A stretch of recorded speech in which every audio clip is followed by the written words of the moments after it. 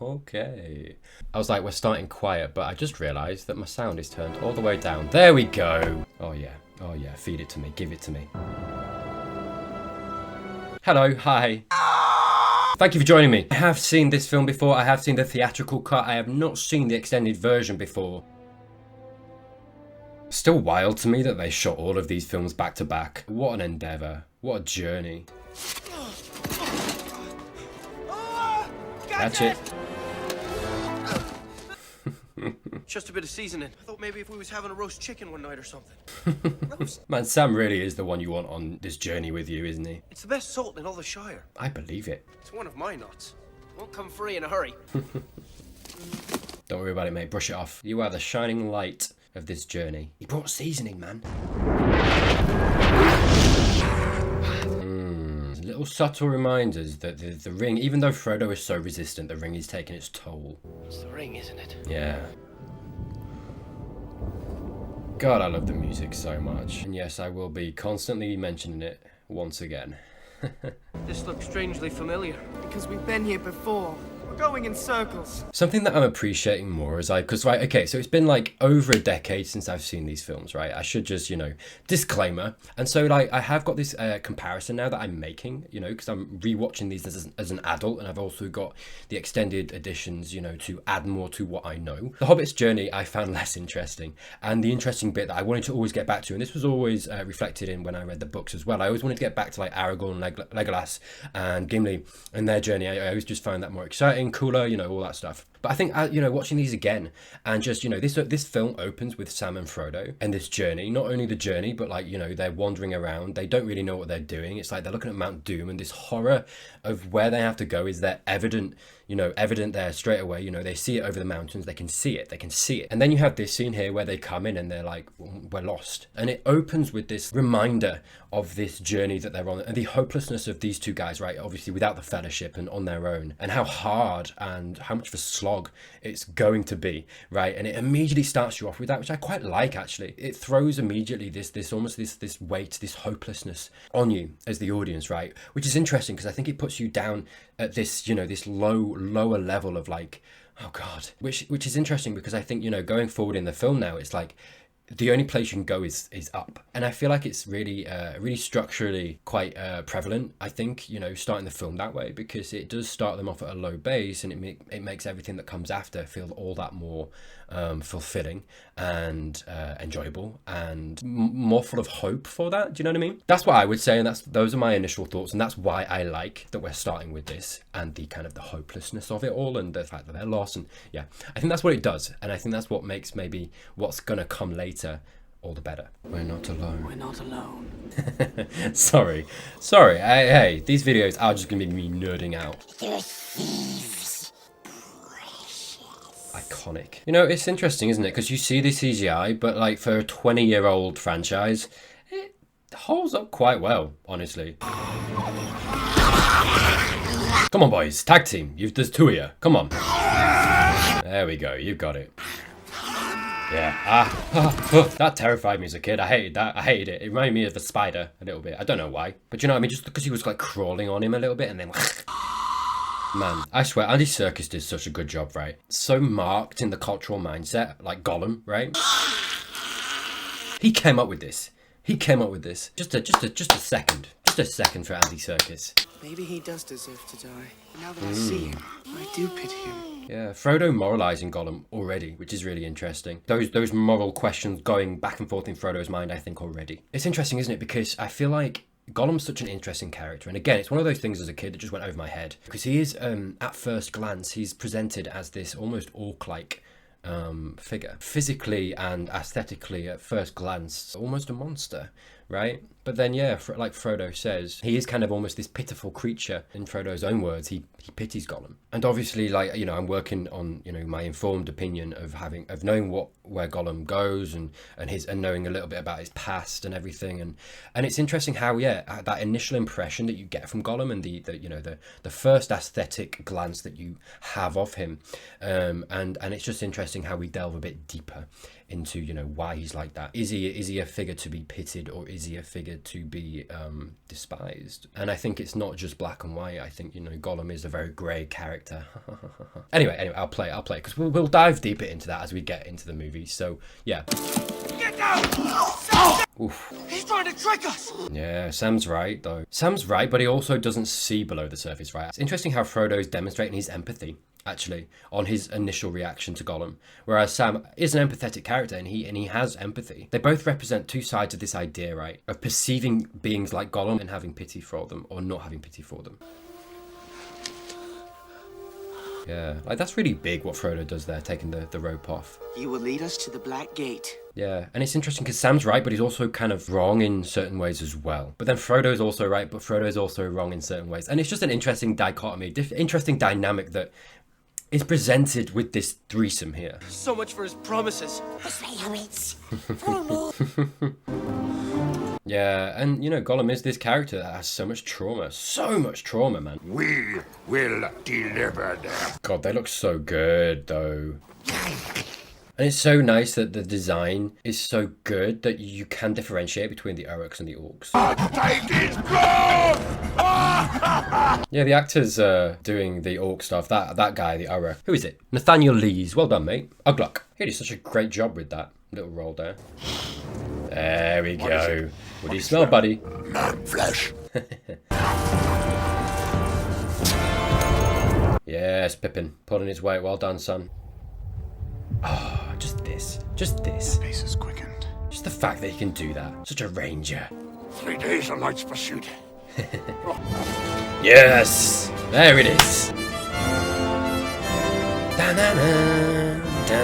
Oh, the river and the mountains and them running after the... Oh, man. All of this put together in the way that it is just spectacular. And as much as I'm still, you know, I'm saying I enjoy the, you know, the Hobbit's journey as well, like this time round, like this is just magic, innit? Less than a day ahead of us. Hey, man, he is keeping up, though. He is keeping up. Very Go on, mate. dangerous over short distances. Oh, that expanse.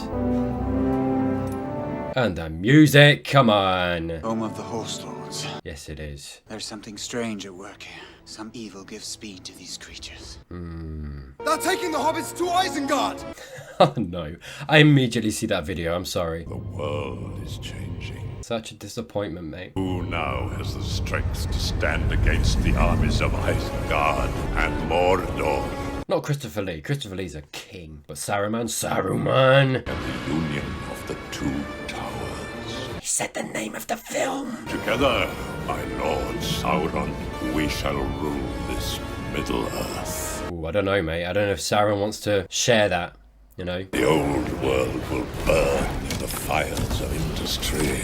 Oh man, you fell so far. Yeah, something that I have been reminded, and that little line from Saruman about industry. With the machine of war, with the sword and the spear and the iron fist of the orc.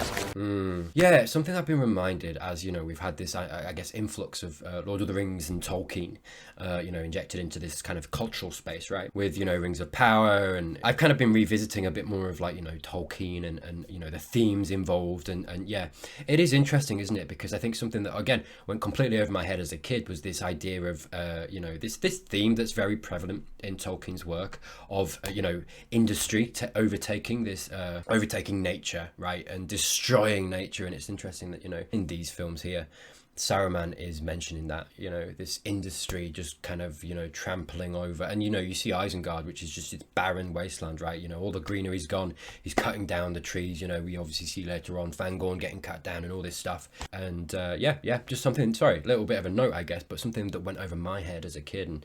And it's just nice to see a little bit of that touching this franchise, these films. We will fight for you. And he's got humans as well. I tell you, man, they've all got a little bit of a thing about blood, don't they? Have only to remove those who oppose us. Man, Saruman really did just sacrifice his own everything that he held dear. Rohan, my lord, is ready to fall. Yeah, it's interesting as well, like they're showing all of these little battles, little skirmishes that are the beginning, I guess, of this conflict, you know, between the enemy and the, you know, the people of Middle-earth, elves, men, dwarves. Over here! Carl Urban, by the way. Let's just, again, a round of applause for Carl Urban, man. If you haven't seen The Boys, man, get on that. Get on that shit. He's alive. He's had such a good career. Such a good career. He's had such good roles. It's so interesting as well, that the thought process that went, I guess, into making these films and how they do all feel uniquely, well, they all do feel unique in the way that they are geared, right? Like, obviously, you've got the first film and you've got the Fellowship of the Ring, and it's all very obviously very centered on the Fellowship. And this film, which immediately establishes this idea of these two towers, right? And, you know, Saruman and Isengard and Barad-dûr and Sauron as this threat. And the story widens. You know, we get Rohan. Defend our country, Saruman. God, he's so rough in it. I tell you what, that is all of us after a fucking good night out, I tell you now. Yeah, just the orchestration of these three films, and like I say, the focus of the films is so tight. Orcs bearing the white hand of Saruman. Yeah, because they're establishing these two towers immediately in this film. And that is what this film is centered around. Just really meticulously structured and planned. What was the promised price, Screamer? Dude, why did he give himself away immediately? Also, incel. The OG.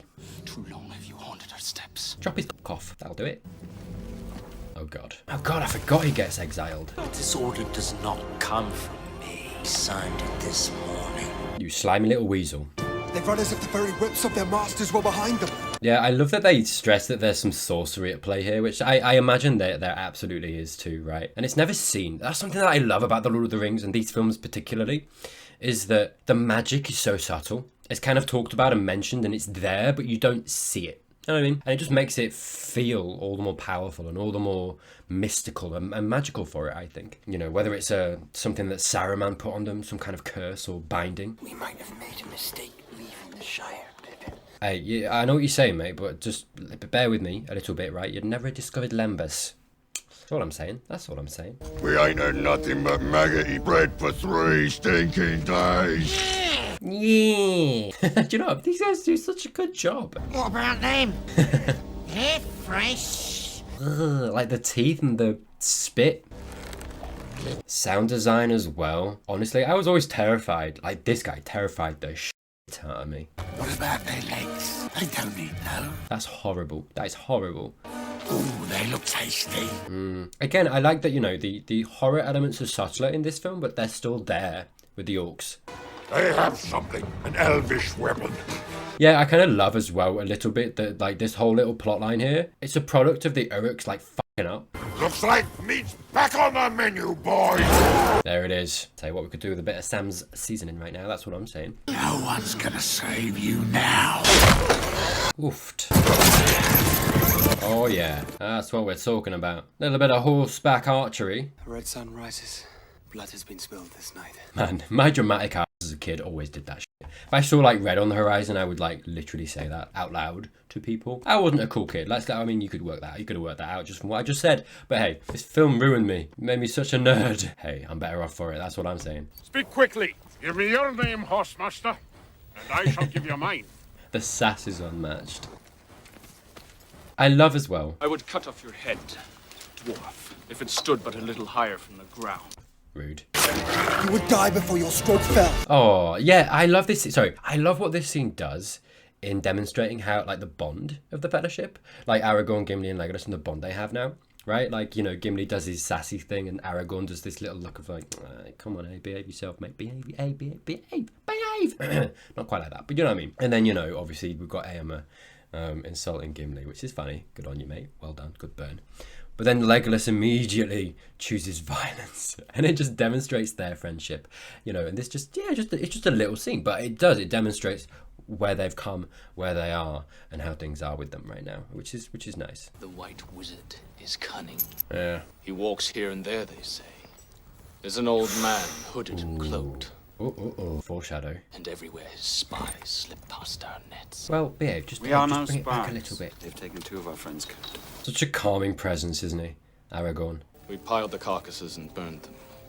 It's also interesting how quickly they establish all this stuff. Theoden and Grima in his court and Saruman influencing things, and it just immediately establishes that. We've also got the stuff about, with Saruman. It integrates it so beautifully, because we have the scene with Saruman and the guy, with the blood oath, and then that little scene in the Riddermark where, those guys are attacking, the villagers of Rohan. It seeds things and then immediately kind of shows you more, and it establishes all this stuff in Rohan really, really quickly. Before this, we get the scene where, obviously these guys and Éomer goes through and they find Theoden's son, and it just seamlessly integrates it all within this story that we're already aware of, right? With Merry, Pippin, Aragorn, and these guys and everything, and like what we're 35 minutes in, and it seeds it all, establishes it all, and gets you on this path and this journey of this film so quickly, and it does it so like beautifully and meticulously. And again, comes back to this structure and the way that these films have been meticulously planned, and just they've done it so beautifully, and you don't feel like they're rushing. Sorry, I know about the trivia and him breaking his toe, which, like, honestly, again, this is just me just clapping at all these guys throughout this whole thing. Yeah, and then we get Aragorn, Strider, the Dunedain again, demonstrating his skills of, tracking, observation, little senses that he has, which I like. I love, that it puts those little things in there. Their bonds were cut. Yeah, like this, as subtle as it is, this is character development in the audience's mind for Aragorn. Into Fangorn Forest. Fangorn, what madness drove me there? I love that they established this danger of Fangorn as well, because as a kid, I always felt like it was dangerous. They seeded that really well with how everybody reacted to it. I think we lost him. I tell you what, this guy is such a champ for taking a spear in the back and then getting up and walking. Like, what? Me wondering how the CGI holds up. What a reaction. Oh, that's really not what you need, is it, when you just wake up? Like, you wake up, you see just someone just right there, and then their first reaction is like, ha! Mate, honestly, such sympathy for Treebeard. Bless him. You don't need that. No one needs that. Oh man, he looks so good. I think the CGI works and ages so well because they're not doing loads. Do you know what I mean? They're not trying to do too much. I mean, look how much he's moving. Just the eyes and the mouth, essentially. I am on nobody's side. Slightly stop motion as well, maybe, which works because he's a tree. Nobody cares. Nobody knows the troubles I have seen. Sorry, I'll shut up. I apologize. The White Wizard will know. I like that this little bit here, it relies on the intelligence of the audience here to kind of work this out, because you can work this out. And I think even as a kid, I didn't expect that to be Saruman. It's interesting, isn't it? Because it's like the film, again, it's this structure. This film is so beautifully structured, by the way.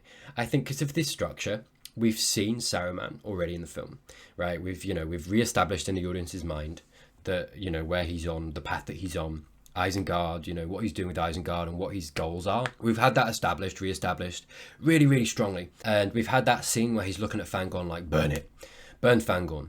And so his motivations in regard to Fangorn and what he's doing. And you've got this Ent in Treebeard and this tree herder saying like, well, I'll give you to the White Wizard. And so you have that information in your mind. And so I like that the audience isn't spoon-fed, right? The film is assuming a certain level of intelligence because with that information you're like, well, obviously Treebeard would not be on the side of Saruman. And we've had the establishment of the timeline as well, with Éomer meeting, because the thing that I guess you could say, right, is the timeline, you don't know when it's going to be, but at the same time with Éomer coming in with Aragorn and Legolas and Gimli and having that scene beforehand, you've got established in the timeline that the Theoden stuff and the Grima stuff has happened, and that we know that Saruman has started to take over, and that's been happening for a while, and you're kind of being shown that with the scenes in Rohan and in the king's throne room, and then time has passed, and then obviously Éomer is out on the fields and they meet Aragorn, Legolas, Gimli, so that time has passed. That Saruman has long been established as what we know him as,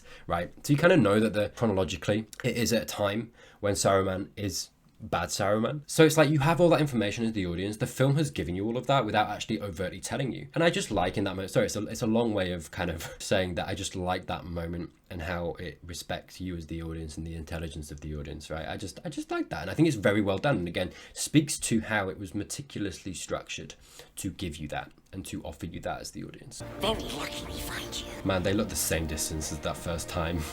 Miserable.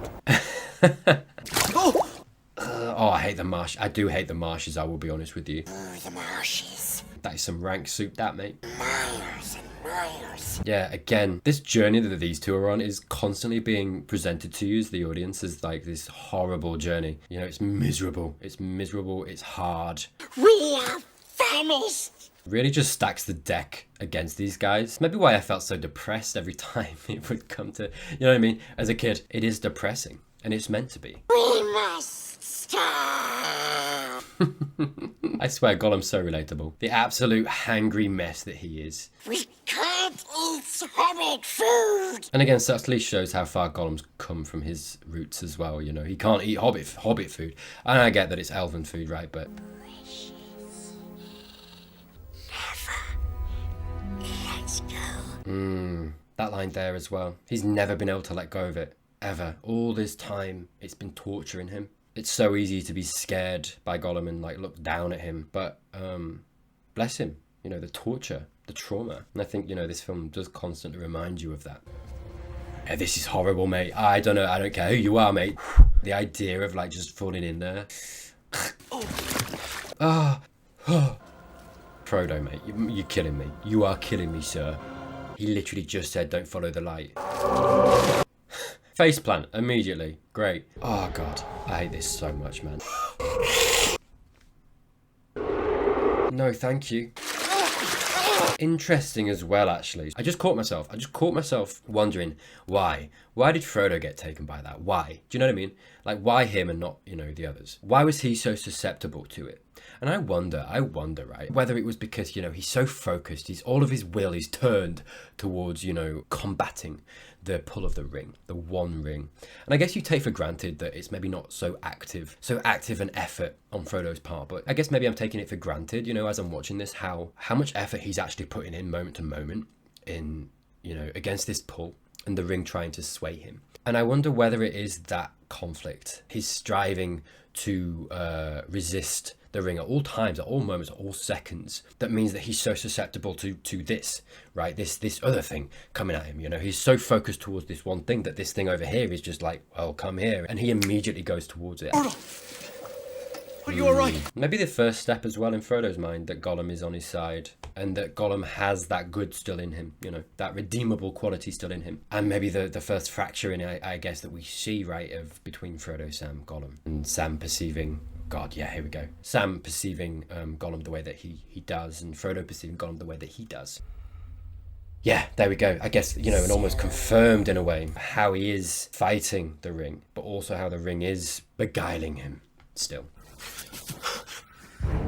They return. I thought they were dead! No, you cannot kill them. Again, the mythos, the terror of these guys, just... Yeah, interesting the way they're presented as well. The mythos, the terror of the Black Riders added to with Gollum's line of like, they can't be killed. This idea of this enemy, these guys that are so terrifying in the first film, and then you find out, yeah, they can't be killed, mate. They can't be. You kind of like almost suspect it in the first film because they're this otherworldly evil almost. But then, you know, you have it confirmed and you're not surprised, but it just, you know, really pushes home this idea of them as this terrifying enemy, pursuer. They are calling for their precious. Yeah, and also the introduction of the Nazgul and the way that you're first presented with them, that image of the camera work that they choose to introduce them with, of, you know, this hand on the reins, right? This very familiar image, because that's the image that you see in the Fellowship of the Ring too, right? But obviously, you know, we have this image of the Black Riders on their black horses, you know, traveling the roads and the roadways, the pathways of the Shire and beyond. The way that they've introduced them in this film is very like, it enhances this idea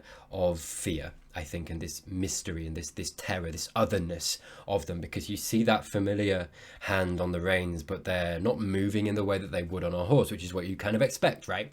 You also have this sound of wings beating, right, and this movement of like slowly up and down, right? It's not what you expect as the audience, right? Because you have this image burned into your brain of them in Fellowship, because they are such a kind of strong aesthetic to that first film, so they are so kind of strong as an image in your head. And then immediately the way that they're presented in this is so other to that. You know, in horror films, when they use camera angles that are meant to unsettle the audience, I would compare it to that a little bit in the way that they're presented in this film, you know, with the comparison, the juxtaposition in this film between Two Towers and the Fellowship. It kind of does that. It kind of unsettles you, even if you don't notice it, or even if you don't find it unsettling. It's kind of, you know, this unsettling comparison. Again, I think very kind of meticulously planned to try to unsettle the audience with something familiar. Ugh. This forest is old, full of memory and anger.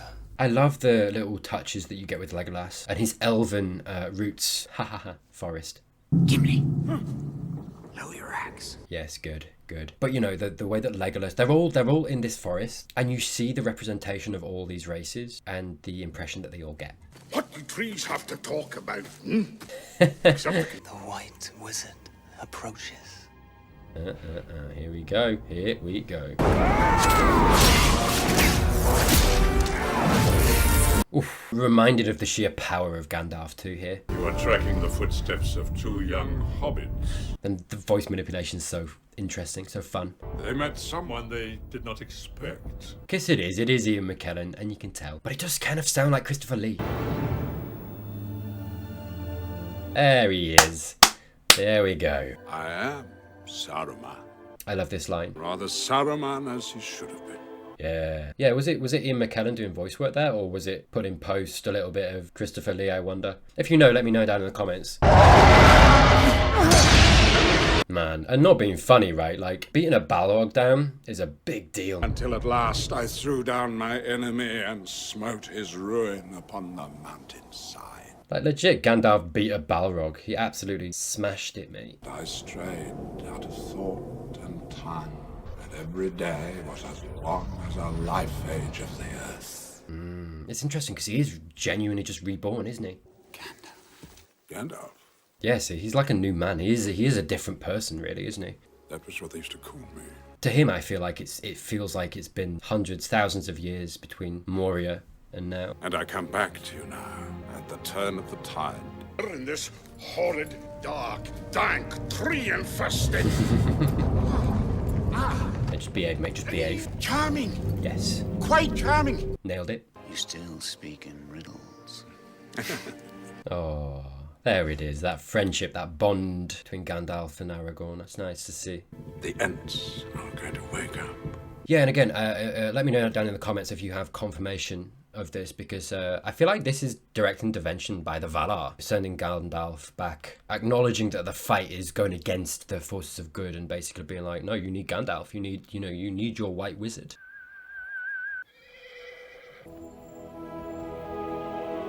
Nice. Man, it's not many fantasy shows or shows in general that would spend this much time on the introduction of a horse. Props to this. Do you know what I mean? The emphasis put on this horse and it's how kind of majestic it is. I love the emphasis. The Lord of all horses. In this world, in these films, that, you know, is put on like horses, on weapons, swords, bows, you know, they're given names, they're given significance. The music! Da-da-da. It's gonna go higher, Tyler. Da-da-da. You nailed it though. You nailed it, Nate. Man, oh yeah. Oh yeah. I just love those little details, you know. The horses, the swords, the names, the significance given to them. It just makes it so much more warm and easy to just dive into this world and get consumed by it in the best way. In the forest here. Man, that image there and the forest and how vast it is just so beautiful. It's a whole realm in itself. Come on. Crazy beautiful. Ooh, what an image. Sauron will suffer no rival. But he is not so mighty yet that he is above fear. The rumor has reached him. Oh. The heir of Numenor still lives. Oh, yeah. And so he'll strike hard and fast at the world of men. Rohan must defend itself, and therein lies our first challenge, for Rohan is weak and ready to fall. Sauron and Saruman are tightening the noose. Yeah. Do not regret your decision to leave him. Good. Validation. I like it. Frodo must finish this task alone. I love this scene, by the way. Sam went with him. And I'll tell you... I'll tell you why in a second. Good. Oh, it's such a nice scene. Yeah, I feel like Gandalf has come back and he's just got this list of things to do. He's so focused. That's what that scene kind of showed me. You know, he's come back and he's so focused. He's like, right, this is what we got to do. And he's got like a checklist of things in his mind of what we need to do. And the next thing that he kind of got on his mind that he needs to tackle is this idea of, you know, these two towers. Again, the theme coming through, kind of constantly there in the film. In his mind, it's like, right, yeah, so Saruman and Sauron together are this force that are formidable, that we need to, you know, split. First of all, we need to save Rohan. Then we've got to sort this the two towers. We know that the next thing that they kind of tackle after that is, you know, Saruman and breaking Saruman. It's like these first steps to dismantling the enemy. And I feel like Gandalf has come back and he's got like this checklist and he's calm and sure and focused. And I love that. And I love that, you know, it's so well played, that little scene there between, you know, Ian McKellen and Viggo Mortensen, because it is that scene was played so, it was so downplayed, right? It's so quiet. It's this calm before the storm right there. They see the blood on the horizon, you know, the red on the horizon. They have all these things against them, and yet the manner and the way and the focus that you see in Gandalf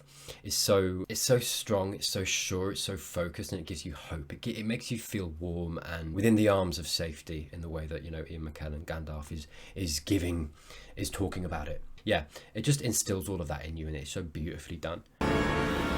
Big yikes. You know, it's so interesting that these guys on this journey, they're set back again and again and again. Like, they get here and it's like, right, it's right there, we can do it. And they're set back and they have to go back, they have to go round, and they're constantly being thrown against these obstacles, constantly being reminded that this journey that they're on is the hardest. Blow it! Man, the scale of that is just so apparent in the way that they're shooting this, right? You're seeing the process, you know, we know how strong those trolls are because we saw obviously a troll in Moria, right? And we know how strong that was. And the sound design and just the way that it's all presented, it gives you this, gives it such weight, and it shows you how impenetrable it is, right? That's the key, I think, in this scene. It's how impenetrable the Black Gate is. And I think everything that they're doing with the film is pressing that message home. Their costumes are so good as well. The design of their armor has always been so beautiful to me. Sorry, hang on. The way that Sam is just like halfway underneath. How, man? My brother in Christ, you fell in the one hole. And hey, it's nice actually for once that we are getting Frodo saving Sam. It was so often the other way around. I doubt even these elfish cloaks will light us in there. The absolute grit that they both have to be like fully willing to like sprint towards the gate. And the first kind of almost the motivation of Gollum there. It seems selfless, but there is a little bit of selfishness still in there. I'm reminded of this line that Gandalf had in Fellowship that, you know, Gollum had some part still yet to play. This is kind of the first, you know. I love that little detail as well, the little grabby hands that he has there of like, don't go, no, come on, you know, the desperation there that you have. But yeah, I think Gollum pulling them back is that first kind of almost sign that Gandalf was right, you know, he has this part to play. And then again, we see the second time that perhaps we are seeing this split between them in regards to Gollum and how that's going. You know, that look of betrayal on Sam's face. Bless him. You did something. The forest is waking up. It isn't safe. Again, you're just reminded of those little fantasy elements. The forest is waking up. Such a fantasy line. We lost the Entwives. Oh, I'm sorry. How did they die? Oh, that is such a beautifully delivered line, by the way. Well done, mate. We cannot find them. You know the Entwives were done with their shit. You know that's why. What do they look like? Don't remember. Don't tell them that if you find them. Oh yeah. Oh, baby. Whose mind is overthrown. Again, the magic is subtle. Even this with Theoden is, you know, it's so focused on the psyche, right? It's not overt, but it's powerful in the most insidious of ways in some cases like this. Oh, he must have died sometime in the night. Wow. What a tragedy for the king. I mean, dude, try a little harder. His passing is hard to accept, especially now. What an incel. The walls of your bower closing in about you. So fair, so cold. Don't touch. Don't touch her, please. Pale spring still clinging to winter's chill. What a gaslighter. God. Mate, you gotta slap some bitches. That's what I'm saying. Slap him. Right in the fucking eye. Your words are poison. Also true. I mean, sure, big win, I guess. But I mean, I'm just saying, Erwin, mate. Just use your hand next time. Do you know what I mean? There they are. Nice little physical representation of the decaying of Edoras at the moment, right? And she sees them coming. You know, the balm to fix these ills. This music just makes this hall seem so kingly. It evokes in my mind this idea of like the king on his throne, this hall, the king's hall. Despite Theoden and what's happening to him right now, a king still resides there. And here they are to restore the king. By order of Grima The Peaky Blinders. No, fair enough, okay. You would not part an old man from his walking stick. Nice, finessed it. A little wink. Oh yikes. Guys, let me introduce you to a comb. Keep your forked tongue behind your teeth. Nice, there we are. There we are. Son of Just annihilating. Too long you sat in the shadows. Yes, Gandalf. Also, yeah, imagine you've been through what Gandalf's been through. He's so done with everyone's shit, and I love it. I also love the way that they're all underestimate Gandalf here. You have no power here. There we go. Man, what a good job, by the way, by the Theoden actor. Who is he? Bernard Hill. Well done, mate. If I go, Theoden dies. Saruman. Straight Saruman just coming from his mouth. You will not kill him. Nice. And we're being, like, shown, again, Gandalf's power, new power, right? Be gone. There we go, yeah, right. This is like, you know, that scene in Fellowship where, you know, Gandalf and Saruman come together. Yeah, and obviously we see how that goes, and now, right, there, round two, baby, and look who won. There we go. And that's the turning of the tide, you know, this thing that Gandalf kept saying. That's so beautifully done, by the way, jeez. Yeah, it always shocked me the change and how grand that change was and how drastic that change was to him. It's so interesting because those in the court must have seen what was happening and obviously like seen the change, but they must have just thought that he was getting old or like decaying or something, right? And it's like, but like, what could they have done? What could they have done? Because only someone like Gandalf could have done that.